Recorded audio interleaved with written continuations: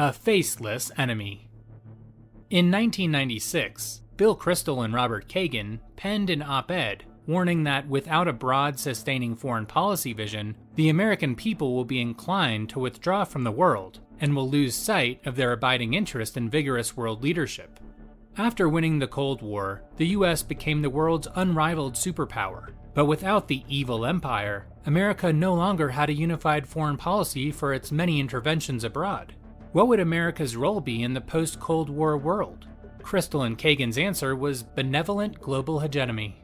The pair founded the Project for the New American Century to promote American global leadership.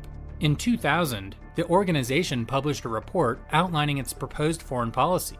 The process of transformation, the report claimed, is likely to be a long one, absent some catastrophic and catalyzing event, like a new Pearl Harbor.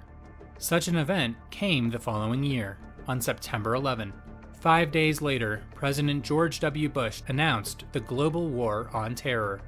In the decade between the Cold War and the War on Terror, the U.S. remained actively involved in foreign affairs. But politicians no longer had a single narrative connecting the various operations around the globe. Each new intervention, in Iraq, Bosnia, Zaire, Somalia, and elsewhere, required individual justification and carried distinct political liabilities.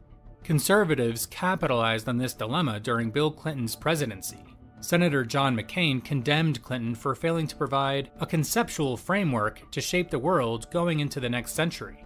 The problem was not that the US was intervening abroad, but that it lacked the direction of a unified policy. The War on Terror provided the solution. US conflicts in Iraq, Afghanistan, Yemen, Pakistan, Syria, Libya, and Somalia became battles in a single war.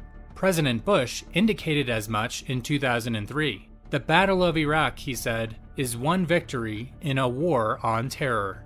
The War on Terror introduced a new kind of enemy, one with no public face, no territorial boundaries, and no representative government.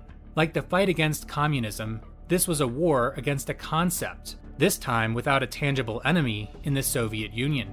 Because concepts cannot be killed, can never surrender, and are not confined by nation-state boundaries, the War on Terror has become America's most enduring conflict, spread across multiple countries with no apparent avenue to victory. Like the mythological Hydra, which replaced one lost head with two more, new terrorist organizations have emerged for each one defeated in the War on Terror. In 2001, there were 13 known Islamic terrorist groups. By 2015, there were 44. In this way, terrorism has provided the perfect enemy for America's global empire.